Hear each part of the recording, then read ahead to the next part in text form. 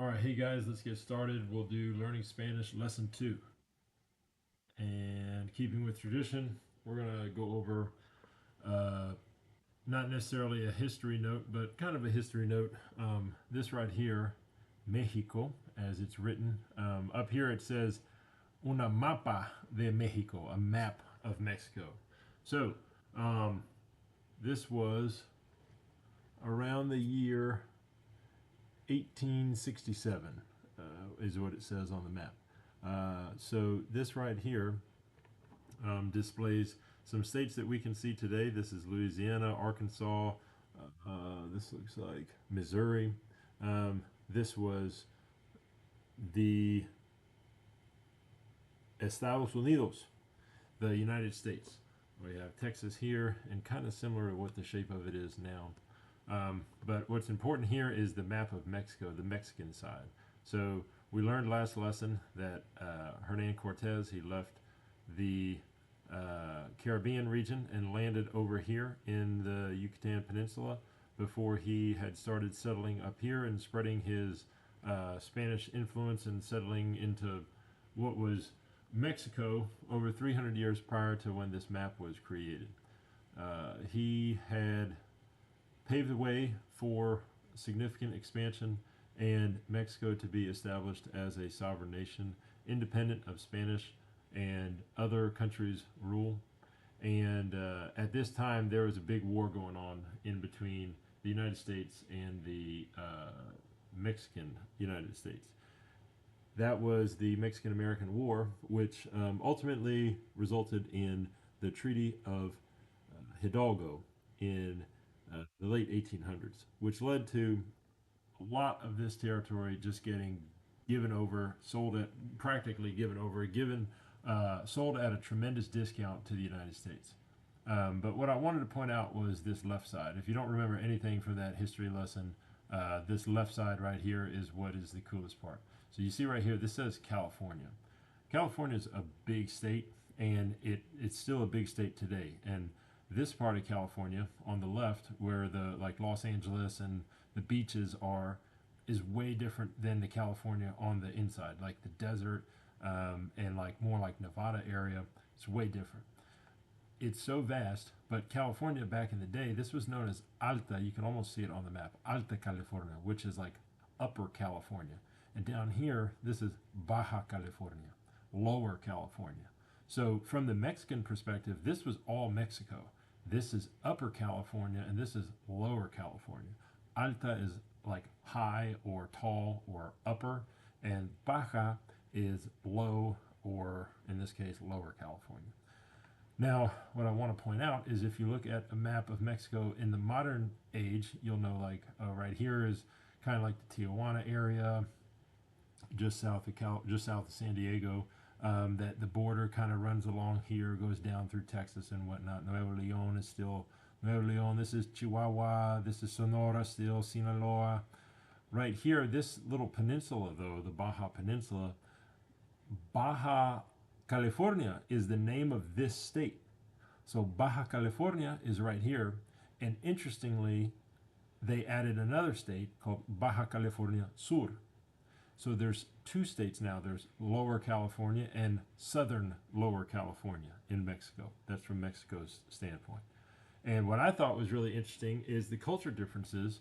Not to go on a tangent, but down here, this is Southern California. Everyone knows Los Angeles, San Diego, that's Southern California. Northern California, if you've ever been, is a totally different culture than Southern California. We're talking wilderness, woods. It would be much more associated with hippies and nature than it would be like the cities of Los Angeles or Bakersfield area. It's just a totally different culture, totally different vibe, totally different climate, and the people behave completely differently. In Northern California, fun fact was the Russians had actually settled there in like the Napa region. To this day, there's a place called Fort Ross where the Russian Empire had settled. They established the Russia-American Trading Company. Feel free to look more into that. But now we're going to start our lesson with the actual Spanish language. Okay, so number one thing to remember in Spanish is that you already know most words. If you're watching this video and you understand all the English that I'm saying, you already know most of the words, okay? So I'm going to read this word, which you could probably already tell what these two mean if you're reading it. El presidente and the word importante. Okay, so el presidente, that means the president. Importante, surprise, that means important. Okay, and you can apply a system, anything that ends in ente, ente, or ante, ante, you just put that Spanish flair on it and pronounce it like that, and voila, you have a Spanish word. So we'll come back to that. But remember, there's a system to it. Okay, so when you see ente or ante, odds are that's the same as the English word without that extra e on the end. So presidente with the e gets chopped off and it's president. Okay, importante, e gets chopped off and it's important. All right, makes sense? Next, ICO. Okay, if you chop off this O, you have public, you have plastic. Okay, the Spanish pronunciation, you put a little flair on it. And this is what number one mistake that foreigners make when they're reading Spanish is they say the U like a. It's not a, it's a oo. Ooh. You would imagine if it was two O's instead of a U. Always, you got to remember, when you're reading it, it's not publico, it's público. Público. Okay, so público is public. Plástico is plastic. Make sense? All right. So public and plastic, of course, that's what it means. Now, we literally have the English here. Visible and flexible. This BLE ending is just Spanish flair added to it. The Spanish pronunciation of visible and flexible, and yes, they mean the exact same thing as they do in English and Spanish. Visible. Visible. Visible. Flexible. Flexible. Okay? Flexible. Nice. All right. How much easier can this get? Okay? The animal. El animal. Capital. How do you think you pronounce that? If you said capital, that is correct. El animal capital. All right?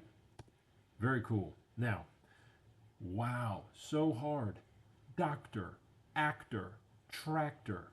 Okay, all these that end in or, more often than not, if it's a English word, you're just going to put that Spanish flair on it. El doctor, un actor, tractor. Okay, that's what it means.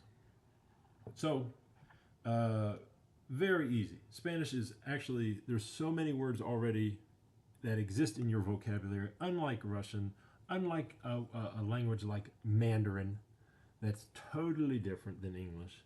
You already have, whether you're conscious of it or not, you already have a massive load of vocabulary in your brain. Okay, so listen and see if you can understand. What do you think this word means? Interior. Interior. Okay, interior. We'll say superior. Superior. Superior. And one more, el inventor. Inventor. If you thought inventor, you are correct. All right. Musical. Musical. Musical. Local. Local. Now we're on to, let's think about the BLEs. Okay. Cable. Cable. Visualize that word. Cable. C-A-B-L-E. Cable. Cable or wire. That's what that means. Cable. Okay. Inevitable. That might be a little hard. Inevitable. Inevitable is what that means. But you see how you just putting the Spanish flair on it? Inevitable. If you were to use flashcards for these words, you would you would memorize them so fast because your brain reads it and already understands the word. It just needs to learn how to say it with the Spanish flair. And all you're doing is taking an English word and pronouncing it in the Spanish way, because it's literally written the exact same way. Okay, that's how easy this language is. Next, we'll say something like an ocean that those on the East Coast would be familiar with. El Atlántico. Atlantic turns at the O, Atlántico. El Atlántico. Elástico. Elastic. Automático. That should be very easy. If you didn't understand that one, go back and try it again. Automático. Automatic. All right. Let's see. The ENT, A-N-T-E. Diferente. Diferente means different. Inteligente. That's what you are if you understood that word. Inteligente. Intelligent. Elefante. El elefante. The elephant.